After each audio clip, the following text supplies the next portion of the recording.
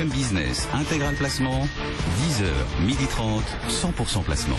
Avec Frédéric Rosier depuis Mescart. Bonjour Frédéric. Bonjour. On va parler luxe parce que si on regarde les palmarès du matin, eh bien on a LVMH qui caracole en tête d'indice et puis on a Kering totalement à l'opposé qui était même à un moment la plus forte baisse de l'indice et qui maintenant ne perd que 0,6%.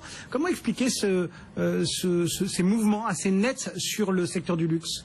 Alors, deux facteurs. Déjà, dans un premier temps, LVMH qui bénéficie d'une recommandation à l'achat qui pousse le target price aux alentours de 180 € par nos amis de JP Morgan, qui note notamment l'effet positif du change dans le secteur du luxe. C'est beaucoup plus profitable aujourd'hui pour LVMH et notamment dans sa capacité à maintenir des niveaux de marge élevés. Et on sait dans le secteur du luxe, les marges ont posé un problème sur les publications du trimestre. Et pour Kering, c'est un peu le revers de la médaille de la très très belle journée d'hier, puisque petite montée de 4%. Alors que l'évolution récente du cours de l'action avait quand même largement faibli puisqu'on avait perdu 20% sur quasiment une période de 3 mois. Voilà donc pour les explications qui justifient peut-être cet intérêt ou ce désintérêt de certains pour le secteur du luxe. Rappelons aussi que Kering avait pas mal monté hier et donc il peut y avoir quelques prises de bénéfices. Si on s'attarde justement sur les forces et faiblesses des uns des autres, c'est vrai qu'à Paris on a quand même pas mal de monde. Alors on a la galaxie Arnaud, j'ai envie de dire, avec Dior, avec LVMH, et puis on a Kering, et puis on a Hermès. Comment vous regardez ces trois valeurs ? Avec intérêt, c'est un secteur qui a connu quand même une évolution assez erratique depuis le début de l'année, puisque bénéficiant notamment des flux, on a eu une hausse assez significative de l'ensemble du secteur. Et depuis mars et mars-avril, après les publications qui ont montré quand même qu'on était affecté par le ralentissement chinois, par la faiblesse de la zone notamment Macao-Hong Kong, qui est parmi les zones les plus importantes, si ce n'est la plus importante dans le secteur du luxe.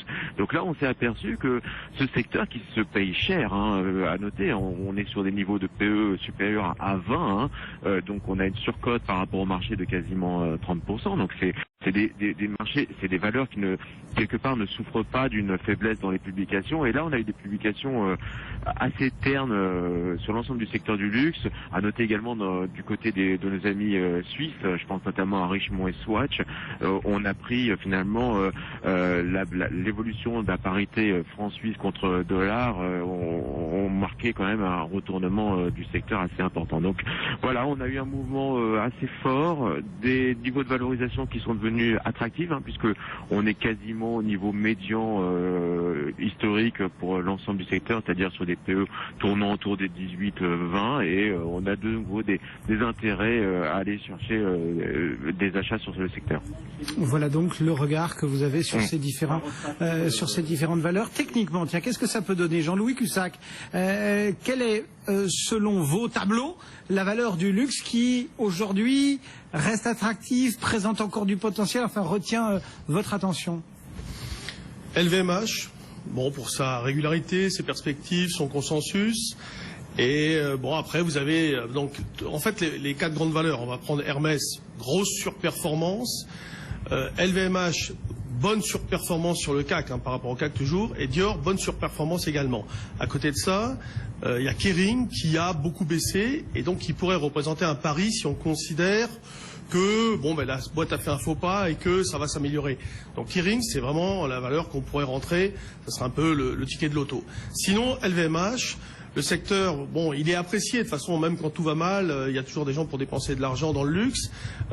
Petite anecdote, on pourrait par exemple jouer contre l'euro-dollar, donc vente euro-dollar, achat de luxe, tout en gardant en tête quand même qu'il faut relativiser un peu, il faut voir un peu où ils en sont au niveau des couvertures qui se prennent en général sur un an, glissant, donc pour jouer donc l'arbitrage euro contre le secteur.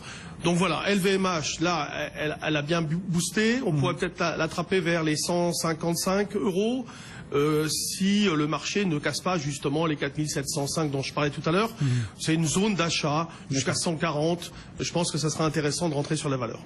Vous, du côté de Mescart également, ce serait LVMH qui retiendrait le plus votre attention, Frédéric? Oui, c'est vrai que pour revenir sur l'histoire parité euro-dollar. Hein. C'est vrai que l'accélération qu'on a eue sur la baisse de l'euro est intervenue en fin d'année. Donc on a toujours ce problème de couverture qui n'a pas profité pleinement à l'ensemble du secteur. Donc on va regarder les expositions à l'étranger et des zones dollars. Et clairement aujourd'hui LVMH a ce meilleur compromis. Après Kering, il y a beaucoup d'histoires de restructuration et notamment autour de la galaxie Gucci.